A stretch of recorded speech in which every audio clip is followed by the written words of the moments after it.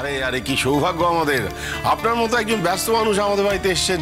শুধু ব্যস্ত কেন, নামই এত বড় গায়ক। সারা জীবন শুধু পরের মুখেই গান গেয়ে গেলেন দাদা। কোনোদিন কি আপনি আমার গান শুনেছেন নাকি যে এত বড় গায়ক বলছেন?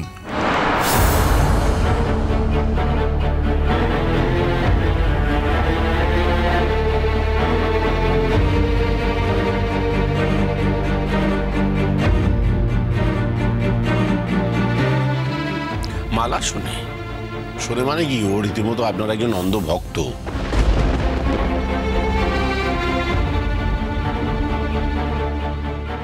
আমি খুব সাধারণ লোক মশাই, গান ফানের কি বুঝবো বলুন।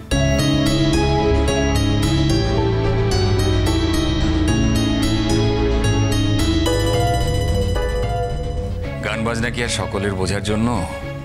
ও হচ্ছে ভালোবাসার জিনিস।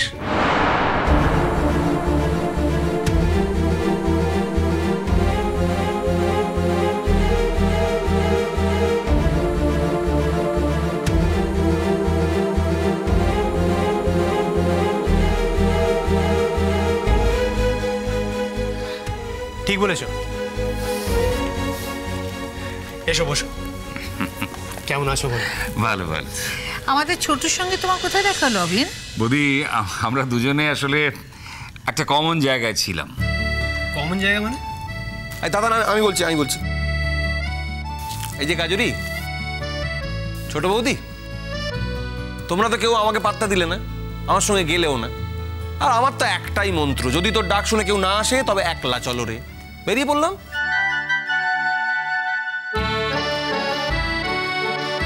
ও বাবা, সোনার দোকানে গিয়ে দেখি আমি একা নই, অবিন্দাও সেখানে। ব্যাস, ধোকা হয়ে গেলাম। কি কাণ্ড!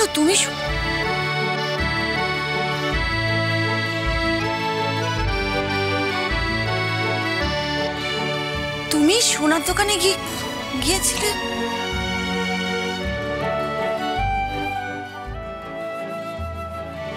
আপনি সোনার দোকানে? কি ব্যাপার মশাই, বিয়ে টিয়ে করছেন নাকি? বারে, ছেলের বিয়ের নেমন্তন্ন করলেন আর আপনার পুত্রবধূকে আশীর্বাদ করে একটা উপহার তুলে দেব না তার হাতে? যাক, আমি ভাবলাম একদিনে হয়তো বিয়ে করার মতো কাউকে খুঁজে পেলেন।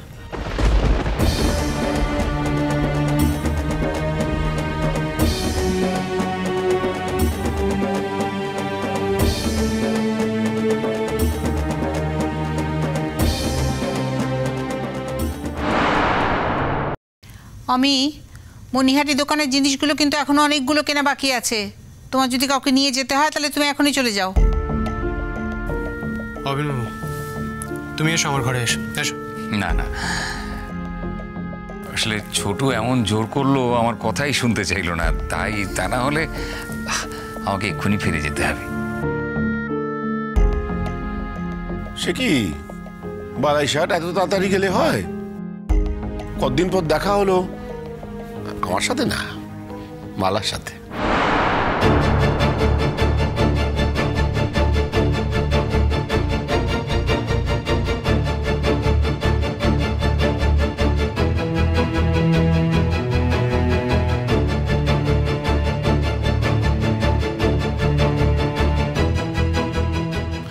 আচ্ছা, এক্সকিউজ মি, আমি একটু উপরে যাচ্ছি, ফ্রেশ হয়ে তারপর বাকি জিনিসগুলো আনতে যাবো। মালবিকা, তোমার সাথে আমার একটু দরকার ছিল।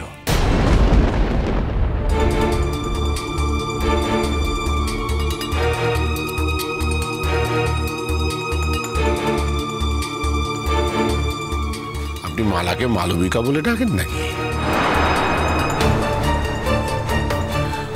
মালবিকা বলে ডাকলে সেটা ক্লাসিক্যাল ফিলিং হয়।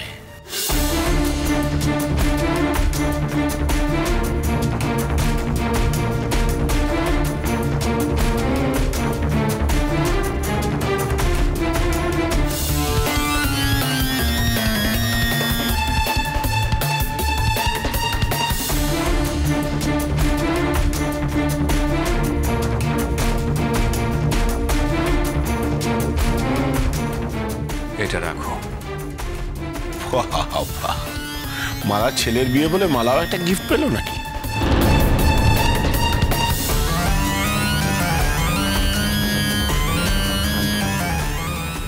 বাবা, তুমি তো ওপরে যাচ্ছিলে ফ্রেশ হতে, যাও না।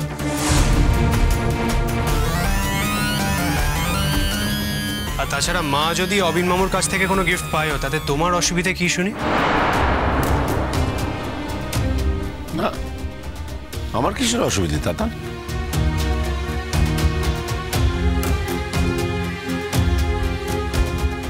তাতান, তোমার মায়ের সঙ্গে আমার উপহার দেওয়া নেওয়ার সম্পর্ক নয়। আর আমার মনে হয় তোমার মা এসবের অনেক ঊর্ধ্বে, অন্তত আমার কাছে। এটা আমি তোমার স্ত্রীর জন্য এনেছি। আমি কোথায় হারিয়ে টারিয়ে ফেলবো, তাই তোমার মায়ের কাছে দিয়ে রাখলাম। মালবিকা, এটা তুমি তোমার বৌমাকে পরিয়ে দিও।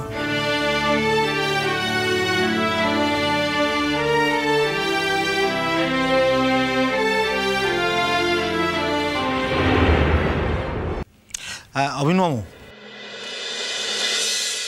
কাল কিন্তু আপনাকে বরযাত্রী যেতেই হবে, আর এটা আমি বলে দিলাম। হ্যাঁ, কাল কিন্তু কোনো অজুহাত শুনবো না। আরে বাবা, আমি পুরো পাঁজা গোলা করে বাড়ি থেকে নিয়ে আসবো। তোমাদের একটা অনুরোধ করি, আমাকে আর এসবের মধ্যে জড়িও না। জানোই তো আমি এসবে একটু আড়ষ্ট বোধ করি। আমি বউ ভাতের দিন একবার আসবো ঠিক। না না না না অভিমান, সেটা কিন্তু হবে না। তুমি আমাদের কথা দিয়েছিলে। বললাম তো, বউ ভাতের দিন সন্ধেবেলায় আসবো। অবিন মামু, তুমি আমার মায়ের বাপের বাড়ির, মানে আমার মামার বাড়ির লোক। তুমি যদি কালকে না আসো, তাহলে মায়ের মনটাই ভেঙে যাবে।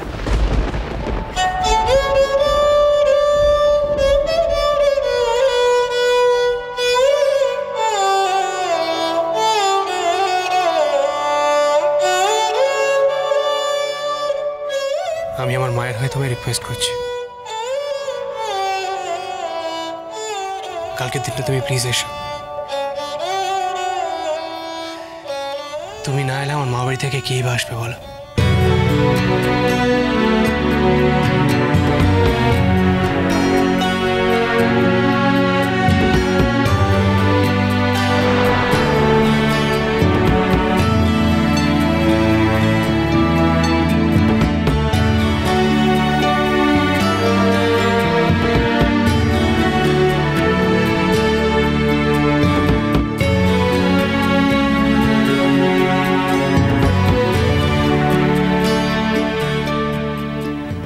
আসবে তো? এমন একটা কথা বললে, এরপরে না এসে পারবো কি থাকতে? আসবো দাদা, আসবো। আরে জমে গেছে বিয়ে বাড়ি। থ্রি চিয়ার্স ফর অবিন্দা। Hip hip hooray. Three cheers for অবিন্দা। Hip hip hooray. Three cheers for অবিন্দা। Hip hip hooray. Three cheers for অবিন্দা। Hip hip hooray. Three cheers for অবিন্দা। Hip hip hooray. Three cheers for অবিন্দা। Hip hip hurray.